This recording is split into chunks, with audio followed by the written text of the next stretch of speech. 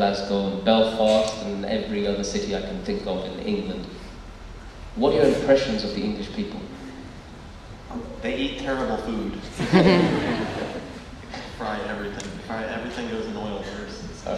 That's more to do with us than English people. Chris, what made you decide to come to the United Kingdom and talk about the things that you have with me? What was the catalyst that made you do that? It was kind of a why not situation more than, I don't know, the opportunity came up, and I mean, I was homeless at the time, so it's not, my options were not. Oh, you mean you've been wasting my time all this time? Yeah. I'm just here for the meal ticket. In all honesty, Chris, you joined the army at the age of 17 years old. Mm-hmm. Yeah. And then you went to Guantanamo when you were 19. What possessed you to go to Guantanamo? Why did you do that? Well, I mean, I didn't like wake up and I was like, you know what I'm going to do today? I'm going to go to Guantanamo Bay. I was forced to go because I was deployed. My unit was deployed.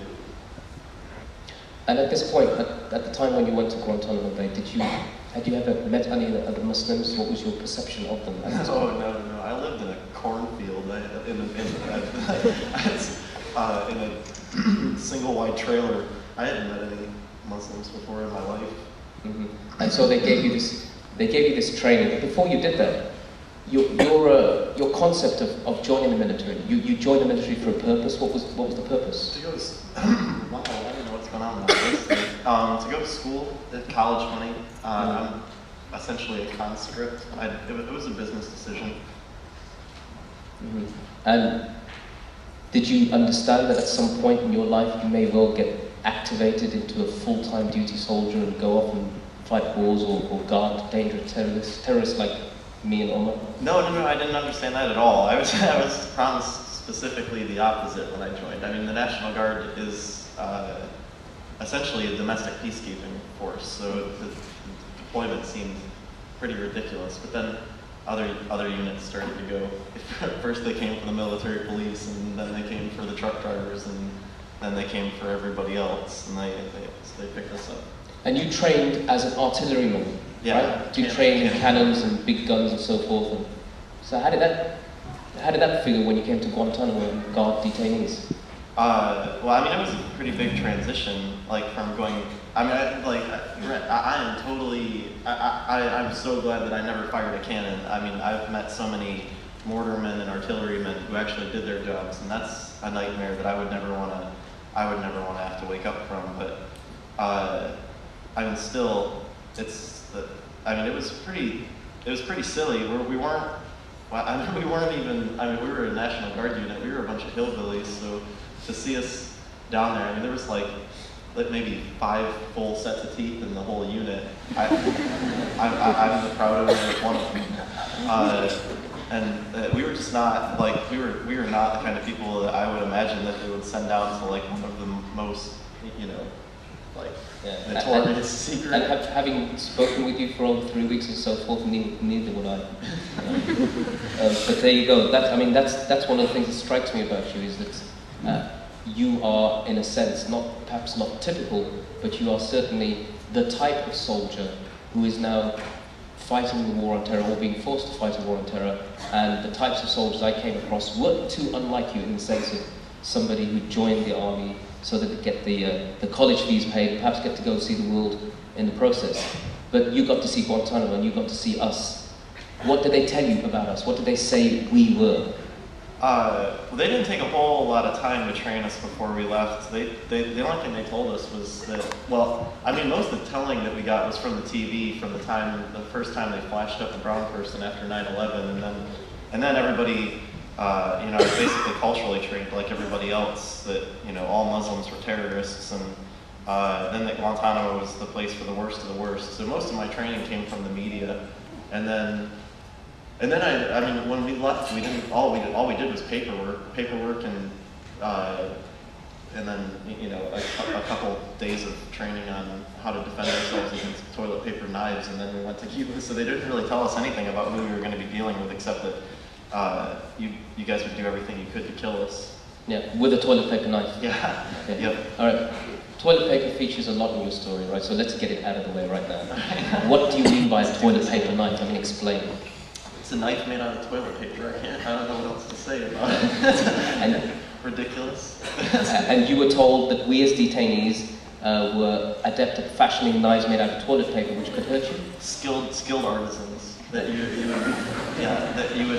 you would make toilet paper knives, and that you would mercilessly kill us, all of us. Okay.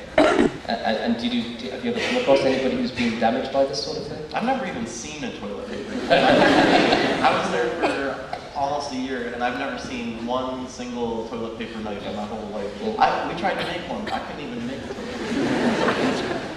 It's because you're not a good soldier.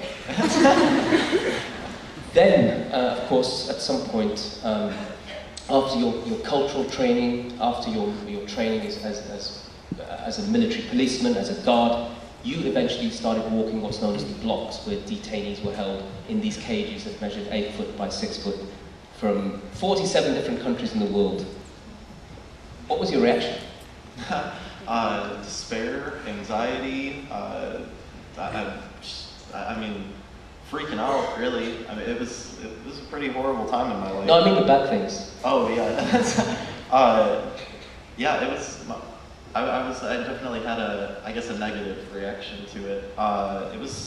It's a pretty jarring thing to see. It's a really angry place. I mean, there's a lot of tension there, especially between us and the detainees. Mm-hmm. And what was your first encounter with any of the detainees, the prisoners? What was the first time you had any interaction with one of them? Well, my first day on the block was on like the worst block, Oscar block. That's where the isolation block that they send everybody to when they've behaved poorly. And the first detainee I ever talked to was screaming and hollering for some toilet paper. And toilet paper again. Yeah, Guantanamo is all about toilet paper. That's it. That's all. I don't really have all that much to tell you because for that entire time, all I was concerned about was toilet paper. Sorry, but yeah. So he was begging for some toilet paper, and I got him some toilet paper, and then I was introduced to the only real legal process in Guantanamo Bay, where detainees are the lawyers and the soldiers are the defendants, and the detainees know all the laws. All the rules, rather. All the rules, yeah. Or the laws, yeah. And he kept telling me that it was 8 sheets. I was pretty positive that it was 8 sheets of toilet paper, and then he was dead set that it was 3 rolls around the hand. So we argued for a long time, and then finally I just gave him like a whole ball of toilet paper.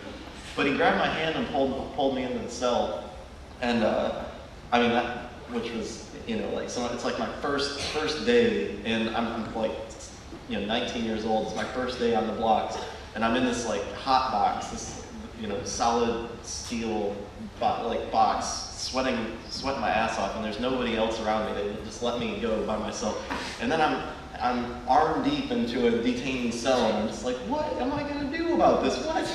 I don't know how to deal with the situation. Like I just wanted to go to school, man. I'm sorry. Like I don't want to do this. Like I'm sorry. You'd registered your protest to the authorities. You'd already said before you went to Guantanamo Bay that you didn't want to go. Oh man, I said everything I could to get out of the deployment. I told them I was manic depressed. I told them I was going to kill myself. I told them that I didn't like oppressing people, and I didn't want to be an oppressor. I told them that I had a long drug history. I told them everything. I told them I did cocaine and mushrooms and mescaline and marijuana. And this is all written up on a paper. I mean, I was talking to a colonel, and I was telling her every drug I'd ever done in my life, and then they still sent me down there. I don't know what you have to do to get out of these deployments. I tried everything I could. Maybe tell them you were a good soldier? Yeah. Chris, then, onto a couple of things that, and I think it's probably best to get it out of the way, because it's nonetheless an important issue regarding Guantanamo that people like to hear, although yourself and I have both said that we don't like to discuss it too much. People were brutalized in Guantanamo. Omar has spoken about it in detail. I experienced it, he experienced it, and so forth. We are all of the agreement that the Guantanamo experience is something that should make us stronger looking back at the past. Nonetheless, some abuses did take place. what was going through